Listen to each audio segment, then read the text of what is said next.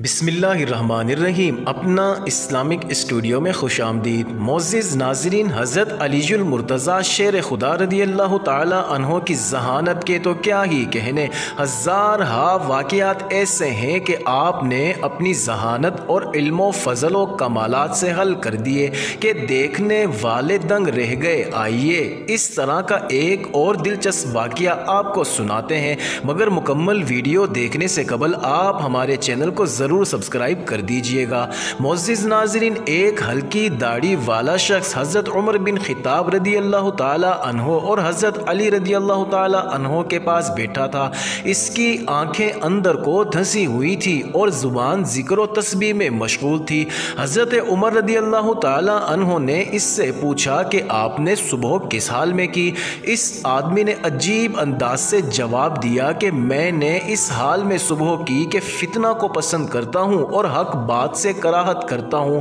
اور بغیر وضو کے نماز پڑھتا ہوں، اور میرے لیے زمین پر وہ چیز ہے جو آسمان پر اللہ کے لیے نہیں ہے۔ یہ سن کر حضرت سیدنا عمر فاروق رضی اللہ تعالی عنہ تیش میں آ گئے اور اللہ کے دین کی خاطر انتقام لینے پر آمادہ ہو گئے اور اس آدمی کو پکڑ کر سخت سزا دینے لگے۔ تو حضرت علی المرتضیٰ رضی اللہ تعالی عنہ نے مسکراتے ہوئے کہا، اے امیر المومنین، یہ شخص جو کہتا ہے کہ وہ فتنہ کو پسند کرتا ہے، اس سے اس کی مراد مال و اولاد ہے، جیسا کہ اللہ تعالیٰ کے اس فرمان میں مال و اولاد کو فتنہ کہا گیا ہے، انما اموالکم و اولادکم فتنہ، اور حق کو ناپسند کرتا ہے، اس سے مراد موت کی ناپسندیدگی ہے، جیسا کہ اللہ تعالیٰ نے فرمایا، وجاءت سکرۃ الموت بالحق ذالک ما کنت منہ تحید، اور بغیر وضو کے نماز پڑھتا ہے، اس سے مراد نبی کریم صلی اللہ علیہ وسلم پر صلوات یعنی درود بھیجنا ہے۔